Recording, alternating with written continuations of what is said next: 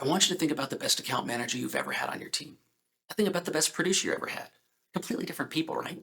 One was patient, detail oriented, and empathetic. The kind of person clients called back just because they liked talking to him. The other was driven, competitive, and thick skinned. The kind of person who could hear no 15 times and still pick up the phone. Now, here's a question. If you had to put those two people in each other's roles, would either make it 6 months? Probably not. And yet, most insurance agencies hire without ever testing for the very personality traits that determine whether someone was wired for sales or service. Today, we fix that. You can train someone on coverage. You can train them on an agency management system. You can train them on workflows, carrier portals, or even how to process endorsements. What you can't train is who someone fundamentally is. You can't train patience into an impatient person. You can't train empathy into someone who lacks it.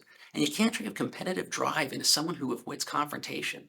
That's why personality testing belongs in your hiring process before the first interview and not after you've made the offer. Let me break it down with the specific traits that actually matter.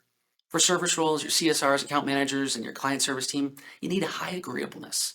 That's the tendency to be cooperative, warm, and genuinely interested in helping others.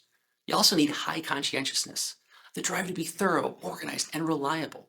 And you need stress tolerance, the ability to stay composed when a client's upset, when the workload is heavy, and when things don't go according to plan. A CSR who scores low on agreeableness is going to struggle with the requirement of genuinely caring about the client's experience. They might be smart enough, they might be fast enough, but clients are going to feel that difference. And your retention numbers will show for it. Now flip it to sales. For producers in business development roles, the profile looks completely different. You want moderate to high assertiveness, the comfort with initiating conversations and driving towards a close. You want resilience, the emotional ability to absorb rejection without losing momentum. And you want high energy, a competitive streak, and you'll want low sensitivity to criticism because they're going to get it a lot in the sales field. Here's where agencies get into real trouble though. They hire someone who's perfectly pleasant and assume that person will be a great producer because they're likable. But likability and sales drive are not the same thing.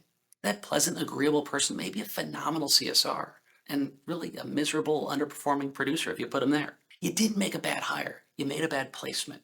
Personality assessments prevent this. A well-designed personality test will give you a clear profile of each candidate's natural tendencies, not who they're pretending to be in an interview. But who they actually are when the pressure is on is something you have to focus on. And that's the critical point. There's no universal good or bad personality. There's only fit.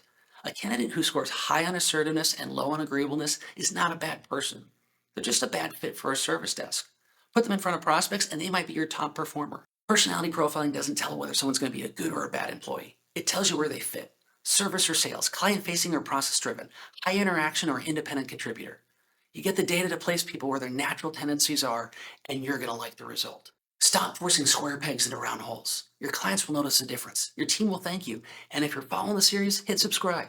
Next up, emotional intelligence and why high EQ employees win in insurance.